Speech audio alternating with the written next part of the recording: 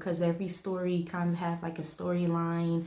You have the beginning, like the exposition, the conflict or rise in action.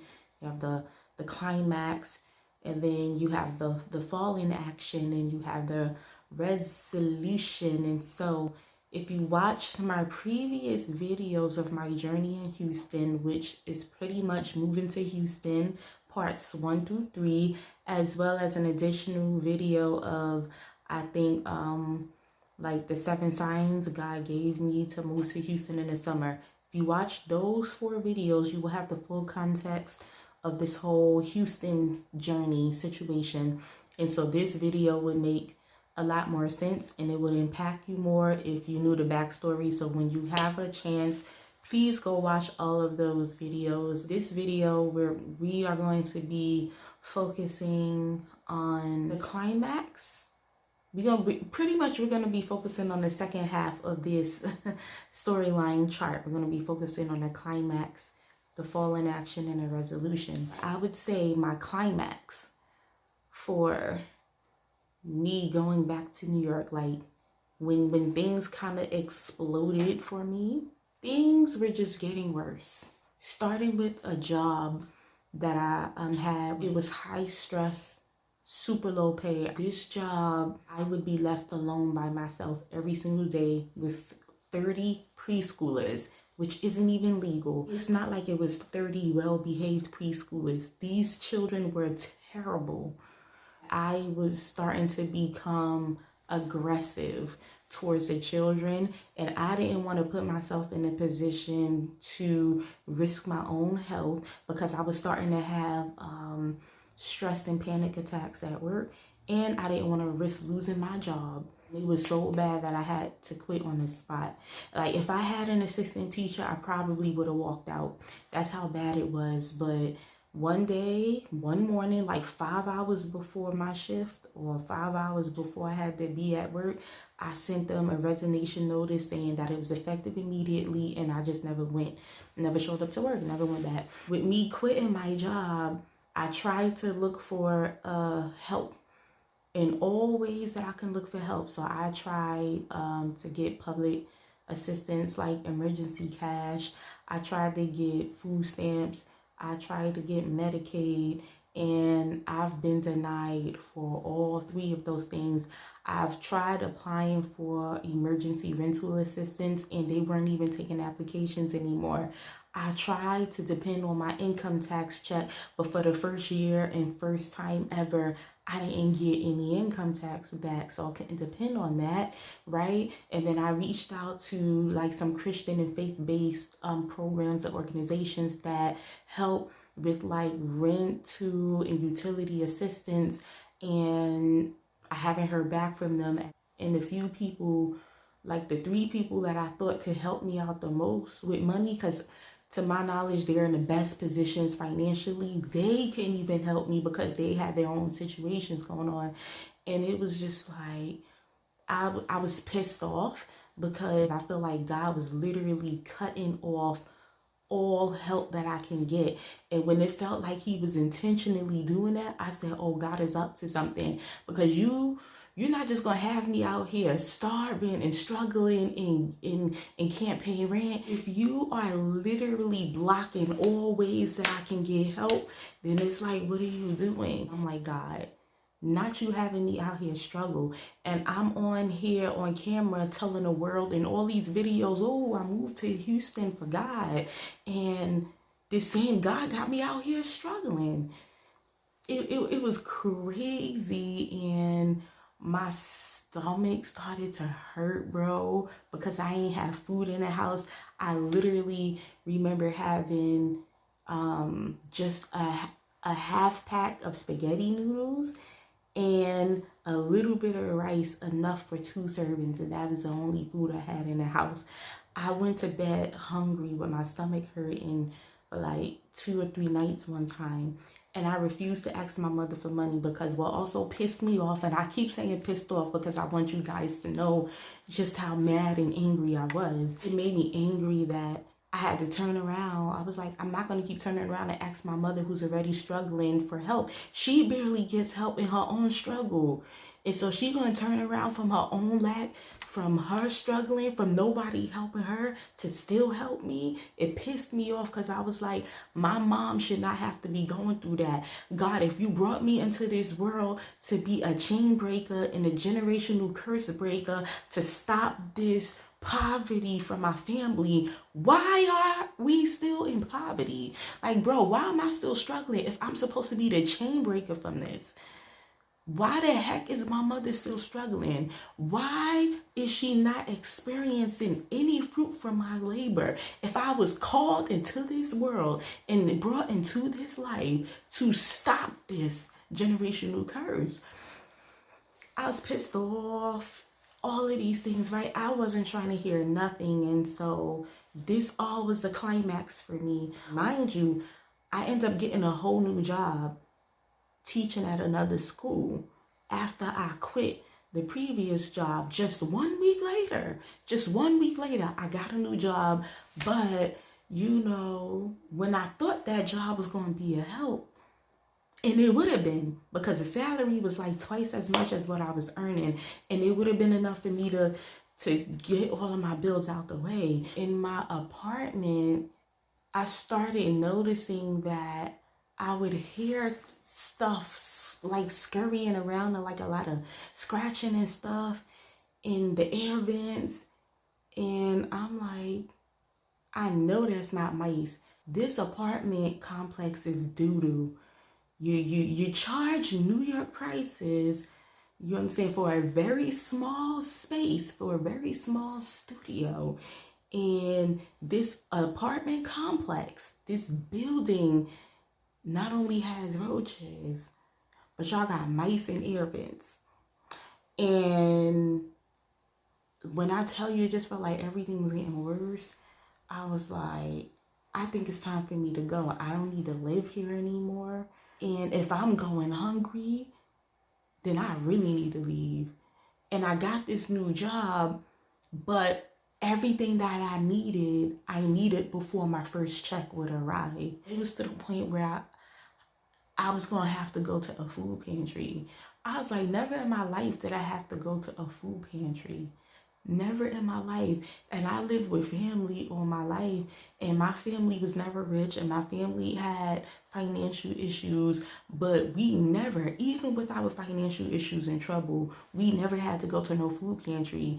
And I was just like, God, you didn't call us to live. I know God, we will have in Christ long suffering in our lives, but I feel and believe that God didn't call us to starve. Starvation is never a part of the long suffering God has for us. God has plenty of verses in his word about how he will take care of us and we will not go hungry. But God, I am hungry. You got me out here struggling. How am I the daughter of the greatest being of all time who owns and rules everything, but I'm starving? Like, it was a lot, bro. So all of that was the climax for me. And so here's where we go to the falling action, right? After the climax of all of that, things went downhill. So downhill for me was depression. Downhill for me was isolation from my family and friends. Downhill for me was not even caring to be here anymore, like alive. Take me off. Cut the show. Can you make that commitment for him? No. Can you make that No, I don't want it. I can't. The enemy started talking to me while I was in that state of frustration and anger, having me feeling like, oh, you're a bum. You're always struggling. You're as grown as you are. You in your mid-30s and you still can't even pay your phone bill, and God still got you out here like a bum pretty much, and trying to make me feel bad. All in all, the one thing that I knew people could never stare me in my face and say was that I failed. I moved to Houston for about 6.5 months.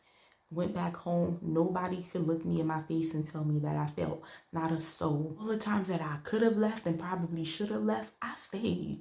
And the fact that I left when I didn't even need to leave goes to show that I have been successful with my time of living in Houston. Because I didn't even leave when things were bad. I actually left when things were starting to get better, aka this new job that would have took care of my bills. And God's like, all right, go back home. You learned your lesson. And so let's actually get into that, the resolution. For the first time ever, I genuinely became confused about living in, like, if I was supposed to live in Houston or go back to New York. I was genuinely confused. I've never been confused about it until this time period. And so I kept telling God, I feel like a little girl who hurt herself and she's crying out for her dad, and her dad is nowhere to be found.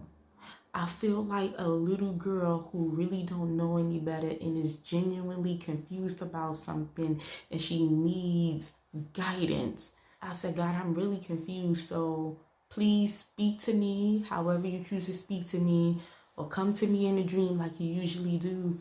Let me know. That same night, I had a dream that I was on an airplane. The airplane was going to New York and I was heading there for a job interview. Then that morning when I woke up from that dream, I was heading to this new job that would have took care of all my bills. I'm telling you, I didn't have to leave Houston, but I was heading to this new job. And the Uber driver, we ended up talking about the expenses of living in Houston, and just stuff like that. He started to confirm everything that I had been thinking as far as living with family to help them financially. Then I get to work at this new job, and this meeting was hell. It was chaos. It was all types of craziness. If you want to know the work tea, I'm going to try to say it as fast as I can. The teachers just felt like there was a difference since the new principal came in versus the old principal, and so they just wasn't liking the atmosphere, and they were all sad about it. Some of the teachers started crying because they really missed the old principal that they grew a relationship with. Then it was one teacher that they all kind of was like ganging up on because they didn't like that this teacher got a promotion. They felt like she didn't deserve it, and they were kind of ganging up on her, and that teacher started crying. Apparently that teacher had lost a student and got a promotion the next day. In that same meeting, the assistant principal stood up and said she was giving him her 2 weeks notice. Also, they started mentioning in that meeting how the previous principal was fired because she wasn't reporting things that needed to be reported. There was a child abuse situation in that school that the teacher and principal knew about, that one of the teachers, and principal knew about. Nobody ever reported it. Also, this former principal, she was hiring people that she knew personally, right? And the people that she knew personally that she hired, their jobs was to drive the school vans. Both of these people had a suspended license and expired license. And one day, thankfully, when none of the kids were on the bus, one of those drivers with their suspended and expired license drove the school van and crashed it. I'm a whole new employee. It's technically only my second day. I'm at this work meeting and they're saying all of this. And so as they are saying all of this in the meeting, I'm texting my friends in a group chat and I'm like, yo, I think God is giving me a clear sign to run back to New York.